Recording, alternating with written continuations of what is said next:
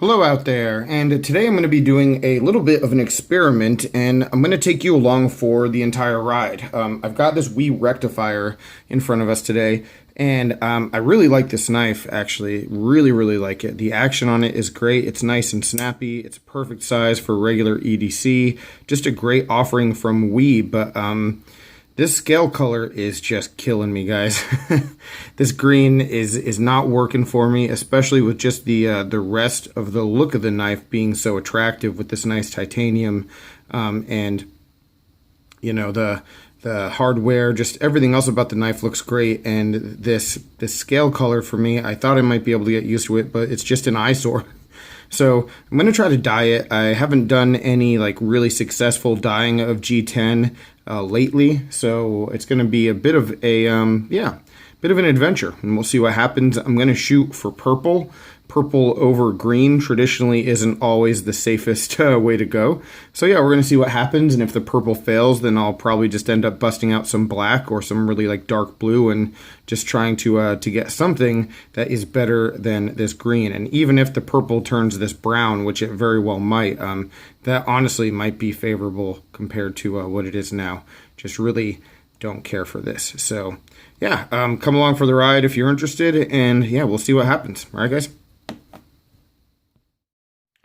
Alright, so now we have the knife disassembled and you can see all the pieces. And one thing I just wanted to show you to bring to your attention before we get the actual dye job underway, there are some really nice pieces of design and craftsmanship when it comes to the actual build of this knife. You can see like the lock bar stabilizer here and the stainless steel interface. No surprise on a tie frame lock of this price.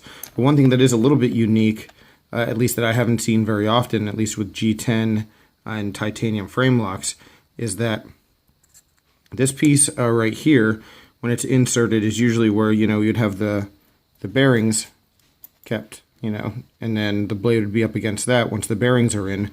But this whole circular piece, you can see on this side, it's just a small circle. Here, it's an entire piece that also encompasses the where the stop pin goes. So instead of having any milling in the actual G10 for that stop pin right here to go into, it's actually a piece of, I think this is stainless steel, that is a lot more, you know, structurally sound than the G10.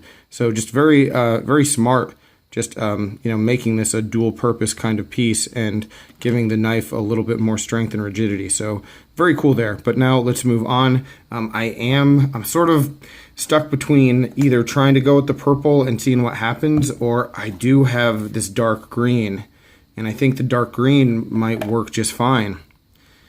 So I don't know, dark green better than like this ugly, we'll see. So what we have here is a pot of almost boiling water, and I'm going to add the RIT dye in, and it's this dark green. Figured that would be the best bet to have a generally safe result. Hopefully this will work out.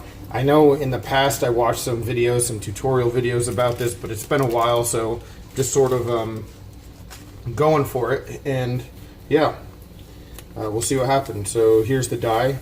I probably should have put on some gloves because my fingers will most likely be green now. But pouring in the dye. I'm going to stir it in. It's really a good solid mix. I think the liquid stuff tends to work better, but the powder can be perfectly effective if you stir it up enough. You can see what color that is right there. So I'm using a straw just because I don't want to necessarily stain anything. But generally, if you get this stuff on anything else and then wash it off quickly, it'll be relatively easy to remove. But yeah, so once this heats up enough, we'll get the scale in there and see what happens. Alright, so now we're boiling pretty good. I've got the fan on, so I'm going to maybe be a little bit louder than usual. It's just hard to do, I know. But we're boiling. I've got the scale right here. So I guess I'm just going to drop it in and then put the lid on and get to a safe temperature where it's just consistently boiling, and then let it go for about 30 minutes. So yep, here's to it. Best wishes, hope it works out. Scale is in, and yeah, I'm gonna put the lid on, and then I'll be watching it, you know, for a few minutes just to make sure that we don't have any kind of boiling over.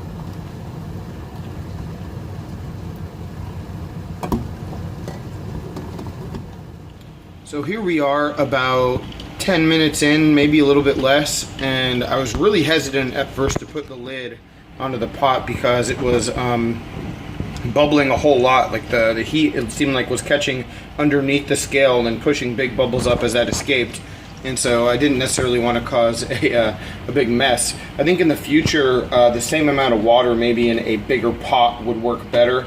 But I have gotten to the point where I do have the lid on it. We are at, like, it looks like about 4 on the heat for the stove. And that seems to be holding pretty steady.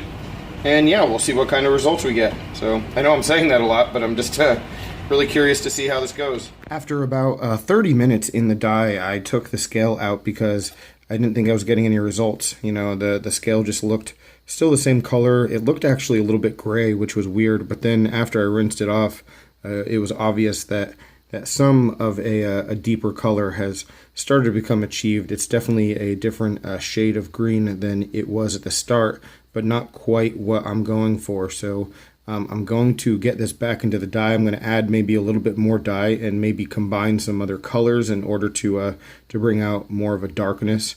So yeah, we're going to give that a shot.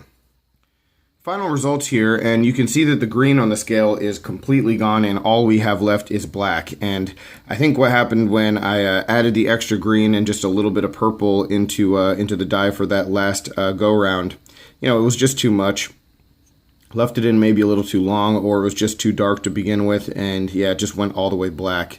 And you know, I had a little bit of a window, a small window, where I was going to be able to hit the real target color, which was a really deep green, maybe with a little bit of purple or a really deep purple, you know, and it just went black. And even though that's not really what the objective was, I'm perfectly okay with that because this is certainly preferable to that ugly green that I started with. All right, so that's what we have, is basically just a black G10 scale now. And then in addition to that, while I had the knife apart, I hit the clip and I hit the backspacer with some heat, and so those are now blue-ish. And then I also hit the lock-side scale, and that is it's like a dirty bronze at this point. So there's a little bit of purple jumping out there, you know, here and there around it. So yeah, it gives it a little bit of a I don't know, more rugged kind of steampunky look. So yeah, overall I am definitely happier with the look of the knife, and you know, now with the rest of what's going on with it, meaning just like the action and the actual build of the knife being as good as it is, I think overall this is a improved piece, at least in my mind. So pretty thrilled about it, and yeah, a good knife to have and add to my rotation. So that's it, guys. Any questions, comments, complaints, suggestions, let me know down below. Yeah, and if you have experiences with RIT dye and any insight into how to get that deep color without going all the way black, definitely let me know. But yeah, it was a little bit of a misstep, but in the end it still worked out. So thanks for watching, take care, and I will talk with you soon. Have a good one.